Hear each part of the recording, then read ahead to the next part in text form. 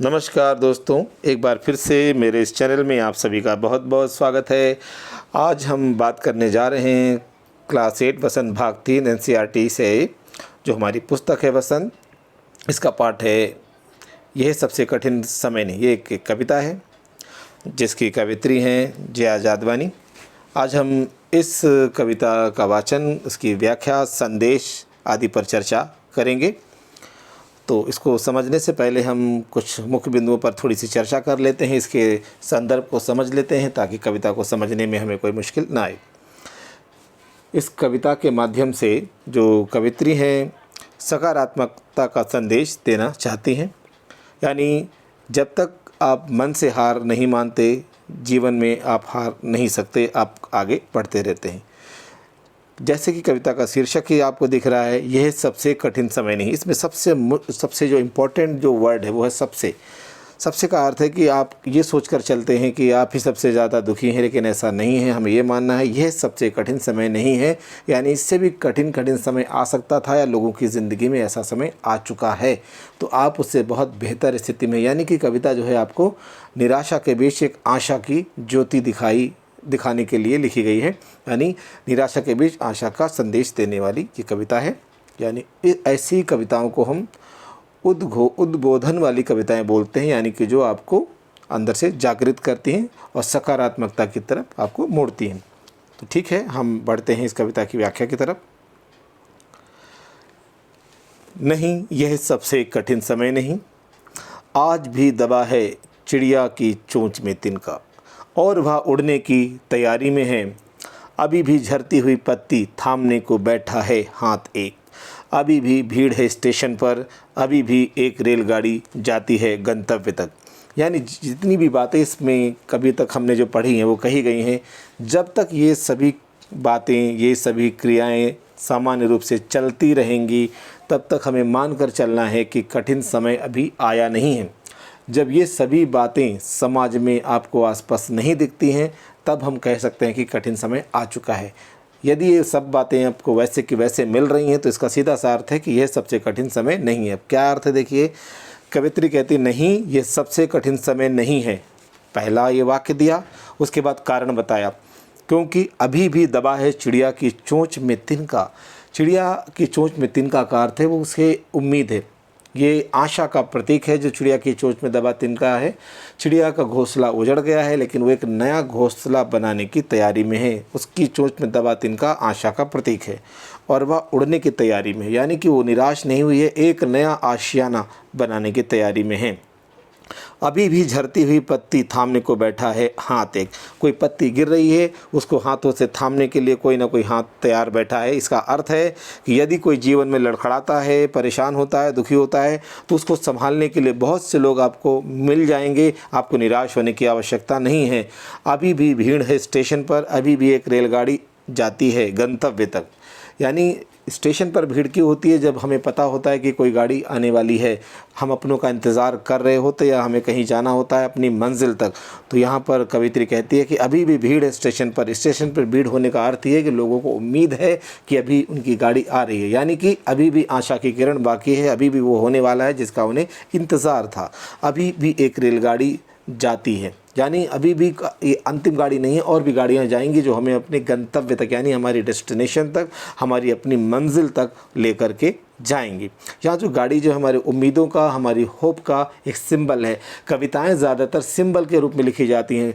कवित्री या कोई रचनाकार जो कुछ बात कहना चाहता है, उसके लिए कुछ सिंबल्स का यूज़ करता है। तो यहाँ पर जो गाड़ी है या जो अलग अलग, कभी चिड़िया के चोंच में दबा तिनका आ रहा है, या अभी हम आगे जब कविता को बढ़ाएंगे, आगे बहुत सारे ऐसे प्रतीक आते हैं, तो वो जा कर के हमारे इस विचार को आगे बढ़ाते हैं। और वो किसके विचार हैं? वो कवित्री के अपने विचार हैं जो निराशा में आशा का संदेश देने की कोशिश करती हैं। आगे बढ़ते हैं। जहाँ कोई कर रहा होगा प्रतीक्षा, अभी भी कहता है कोई किसी को, जल्दी आ जाओ कि अब सूरज डूबने का वक्त हो गया है। अभी कहा जाता है उस कथा का आखिरी हिस्सा जो बूढ़ी नानी सुना रही है दुनिया के तमाम बच्चों को अभी आती है एक बस अंतरिक्ष के पार की दुनिया से लाएगी बचे हुए लोगों की खबर नहीं, यह सबसे कठिन समय नहीं है। यानी कि हर हाल में जो कवित्री है, जो अपने पढ़ने वाले लोगों को बार बार ये कहना चाहती है, उन्हें प्रेरित कर रही है कि जो समय आपके जीवन में चल रहा है उसको ये मानकर मत चलिए ये समय सबसे कठिन है। यानी कि ये समय बहुत आसान है। आपको ये नहीं सोचना है कि दुनिया में सबसे ज़्यादा गम आपके पास। एक फ़िल्म का गीत है ना कि दुनिया में इतना गम है, मेरा गम कितना कम है। यानी कि कवित्री यही कहना चाहती है कि आप ये मान के चलिए कि दुनिया गमों से, दुखों से भरी हुई है, लेकिन आप ये मान के चलिए कि आपके पास उतना दुख नहीं है। गांधी जी ने भी कहा था कि यदि आपको लगे कि आप सबसे दुखी हैं तो अपने से नीचे देखिए, आपसे भी दुखी बहुत सारे लोग हैं। तो जब आप उनके दुखों को देखेंगे तब आपको अपना दुख बहुत छोटा, बहुत कम लगने लगेगा और आप अपने आप को खुश नसीब समझेंगे कि हे परमेश्वर, आपने मुझे दूसरों से तो बेहतर बनाया है। मैं तो कितना दुखी समझ रहा था अपने आप को, लेकिन मेरे साथ इतना बुरा नहीं है जितना कि दूसरे भी मुझसे अधिक दुखी हैं। अब देखिए, जो गंतव्य की बात की गई पिछले पेज पर हमने पढ़ा, जहाँ कोई कर रहा होगा प्रतीक्षा, यानी कि जो रेलगाड़ी कहाँ ले जाएगी, ऐसी मंजिल तक ले जाएगी जहाँ कोई कर रहा होगा प्रतीक्षा। प्रतीक्षा करने का अर्थ क्या है? कोई हमारा अपना है जो हमारा इंतज़ार कर रहा होगा। आप अकेले नहीं हैं, कोई ना कोई तो होगा जो आपका इंतज़ार कर रहा होगा। अभी भी कहता है कोई किसी को, जल्दी आ जाओ कि अब सूरज डूबने का वक्त हो गया है। कुछ लोग सीधे घर की तरफ प्रस्थान करते हैं, शाम होते ही घर की तरफ जाते हैं, कहीं दूर जाते हैं तो घर की तरफ वापस आते हैं। घर में ऐसा क्या है? कुछ तो है जो अपनी तरफ खींचता है, अपनापन। यानी कि कवित्री कहना चाहती है, अभी भी कहता है कोई किसी को, जल्दी आ जाओ कि अब सूरज डूबने का वक्त हो गया है। इसका अर्थ है कि कोई ना कोई है या आपका इंतज़ार कर रहा है कि शाम होने वाली है, जल्दी से घर वापस आ जाओ। यानी कि वो आपको प्यार करता है, कोई ना कोई होगा जो आपको प्यार करता है। और लोग इस तरह के बहुत हैं जो आपको अपने पास बुलाना चाहते हैं, आपके दुख को बांटना चाहते हैं। तो अभी निराश होने का समय नहीं है, ये सबसे कठिन समय नहीं है। अभी कहा जाता है उस कथा का आखिरी हिस्सा जो बूढ़ी नानी सुना रही है सदियों से। अभी भी जो हमारी नानी दादी हैं अपने बच्चों को ऐसी कहानियाँ सुनाती हैं जिसके माध्यम से वो शिक्षा देती हैं। जैसे दुनिया के तमाम बच्चों को जो दादी नानी कहानी सुनाती हैं, वो कैसी कहानी है कि अभी आती है एक बस अंतरिक्ष के पार की दुनिया से लाएगी बचे हुए लोगों की खबर। यानी कि वो सकारात्मकता का संदेश देती हुई कहानियाँ सुनाती हैं जिसमें बच्चों को ये सीख मिले कि जीवन में निराश होने की नहीं ज़रूरत है। कोई ना कोई ज़रूर होता है जो आपके दुखों को कम करता है। यानी कोई ना कोई पल जीवन में आता ज़रूर है, आज नहीं तो कल आएगा, अच्छा पल ज़रूर आएगा। तो ये आप यहाँ पर कविता जब समाप्त होती है तो देखिए, बार बार कविता में कहा जाता है ये सबसे कठिन समय नहीं। ये जो पंक्ति है, ये जो वाक्य दिख रहा है, ये अपने आप में बहुत गहरे अर्थ समेटे हुए हैं। जो मैंने बार बार कह रहा हूँ, इसमें सबसे जो शब्द है आप उसको अच्छी तरह से समझ लीजिए, आपकी कविता की व्याख्या हो गई। बाकी के जो चिड़िया का और जो उसके बाद में रेलगाड़ी का जो अलग अलग यहाँ पर कारण और उदाहरण दिए गए हैं, वो सब अपनी बात को स्पष्ट करने के लिए ही दिए हैं कवित्री ने। अब हम इसका मूल भाव पढ़ेंगे अपने शब्दों में। ये आगे आपको समझाने के लिए इसमें बताया गया ताकि आप कविता को अच्छी तरह से समझ सकें। इस पाठ में कवित्री एक छोटी सी चिड़िया के माध्यम से बताती है कि जब तक चिड़िया की चोंच में तिनका दबा रहेगा, जब तक वह घोंसला बनाने की कोशिश करती रहेगी, जब तक कोई हाथ किसी गिरती हुई पत्तियों को थामने के लिए तैयार रहेगा, जब तक नानी दादी अपनी पुरानी कहानियाँ बच्चों को सुनाती रहेंगी, और जब तक यात्रियों को पहुँचाने वाली रेल आती रहेगी और स्टेशन पर अपनी मंजिल पर पहुँचने की उम्मीद रखने वालों की भीड़ कायम रहेगी, यानी रहेगी, तब तक कठिन समय नहीं आ सकता। अर्थात जब तक जीवन सामान्य रूप से चलता रहेगा तब तक कठिन समय नहीं आ सकता है। जब तक जीवन में सकारात्मकता यानी पॉजिटिविटी बनी रहेगी तब तक कठिन समय नहीं आ सकता। अगला देखिए, इसमें आगे हम और इसको विस्तार से समझते हैं। इस कविता में बहुत अच्छे से हमने सब समझा दिया, कोई शंका की गुंजाइश नहीं रह गई है। नानी दादी अपने बच्चों को कहानियाँ सुनाकर उन्हें बेहतर जीवन की शिक्षा देती हैं। रेलगाड़ियाँ बच्चों को अपनी मंजिल तक, लोगों को, बच्चों को, सभी को अपनी मंजिल तक पहुँचाती हैं।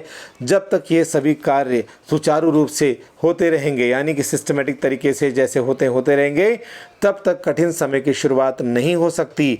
यह कविता सकारात्मक सोच यानी पॉजिटिविटी के बारे में बताती है और आशावाद को स्थापित करने का प्रयास करती है। आशावाद मतलब लोगों को होप बांधाती है, उन्हें उम्मीद जगाती है, स्थापित करने में स्टैब्लिश करती है, लोगों को बताती है कि उम्मीद कायम रखो, दुखी होने की ज़रूरत नहीं है। कविता के जरिए कवयित्री कहना चाहती है कि जब तक मनुष्य हिम्मत नहीं छोड़ता, प्रयास जारी रखता है, तब तक दुनिया में कठिन समय नहीं आ सकता है। वास्तव में जब इंसान मन से हार जाता है, कठिन समय की शुरुआत वहीं से हो जाती है। जब तक मन में मजबूती बनी रहे, कठिन समय आ ही नहीं सकता। कबीर दास ने भी तो यही कहा है, मन के हारे हार है, मन के जीते जीत। यह कविता निराशा में आशा का महान संदेश हमें देती है। तो मुझे उम्मीद है कविता आपको अच्छी तरह से समझ में आ गई होगी। अब इसके प्रश्नों पर हम थोड़ी सी चर्चा कर लेते हैं। इसके उत्तर आप अपने आप लिखने का प्रयास करें, क्योंकि इसके उत्तर आपको जो मैंने मूल भाव बताया है उसमें ही आपको उसके उत्तर मिल जाएंगे। ये कठिन समय नहीं है, यह बताने के लिए कविता कौन कौन से तर्क कविता में प्रस्तुत किए गए हैं। मैंने बताया, जैसे रेलगाड़ी का उदाहरण आप देंगे, चिड़िया की चोंच में दबा तिनका की बात करेंगे, दादी नानी की कहानियों की बात करेंगे। इसके बाद आप कहीं इसमें बताते हैं, रेलगाड़ी की बात तो मैंने बता ही दी है, अंतरिक्ष की कहानी की बात आ गई। उसके बाद झरती हुई पत्तियों को थामने के लिए जो हाथ, ये सारे उदाहरण क्रम से सीक्वेंस में आप लिखेंगे, ये इसका उत्तर बन जाएगा। जितना उत्तर आप अपने शब्दों में लिखने की कोशिश करते हैं, उतना आप पाठ को समझ लेते हैं और आपकी अपनी भाषा का विकास होता है। चिड़िया चोंच में तिनका दबाकर उड़ने की तैयारी में क्यों है, वह तिनकों का क्या करती होगी, लिखिए। सीधी सी बात है, जैसा कि मैंने बताया था व्याख्या करते समय और मूल भाव पर चर्चा करते समय, कि चिड़िया की चोंच में दबा हुआ जो तिनका है वो आशा का प्रतीक है, निराशा में आशा का प्रतीक है। चिड़िया ने चोंच में तिनका दबा करके अपने एक नए घोंसले को, अपने एक नए घर को, अपने एक नए आशियाने को बनाने की ओर बढ़ रही है, उड़ने की तैयारी में। मतलब कुछ हो गया होगा लाइफ में, उसके कुछ जीवन में हो गया है, लेकिन उसने हिम्मत नहीं हारी है। एक नया घर नए सिरे से अपने जीवन को चलाने के लिए तैयार है, वो निराश नहीं है। वह तिनकों का क्या करती होगी, जाहिर सी बात है, जब तिनका ले जाएगी चिड़िया तो अपना घोंसला ही बनाएगी, यानी कि अपने घर को दोबारा बना रही। किसी वजह से अगर उसका घर उजड़ गया है तो उसने हिम्मत नहीं हारी, नया घर बनाने के लिए तैयार हो गई है। इस कविता का संदेश अपने शब्दों में लिखिए। सीधी सी बात है, पूरी जो हमने मूल भाव पर चर्चा की है वो यही कविता का संदेश है। यानी ये कविता हर मनुष्य को अंदर से जगाती है और उन्हें सिखाती है कि जब तक आप मन से मजबूत हैं और आप मन से हार नहीं मानते, कठिन समय कभी आने वाला नहीं है। जब भी आपको लगे कि आप दुखी हैं तो अपने से नीचे देखिए, आपसे दुखी भी बहुत सारे लोग मिलेंगे, तब आपको अपना दुख बहुत कम लगेगा, तब आप खुश हो जाएंगे कि हाँ भगवान, हे ईश्वर, आपने मुझे दूसरों से बेहतर बनाया है। इसके अलावा ये कविता निराशा में आशा का एक महान और एक अमूल्य संदेश हमारे सामने प्रस्तुत करती है।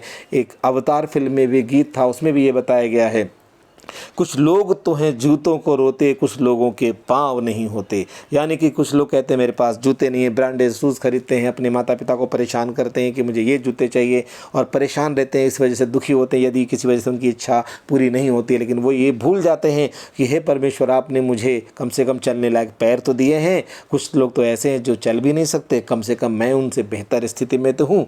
बेशक मेरे पैर में अच्छे जूते नहीं हैं, लेकिन मैं अपने आप चल तो सकता हूँ। तो जब आप ऐसा सोचते हैं तो आपको लगने लगता है कि ये सबसे कठिन समय नहीं है जितना कि मैंने समझ लिया था। ठीक है, तो बहुत सारी बातें मैंने बताई हैं, आप अपनी तरफ से भी बहुत सारी बातें जोड़ करके इस उत्तर को और भी बेहतर बना सकते हैं।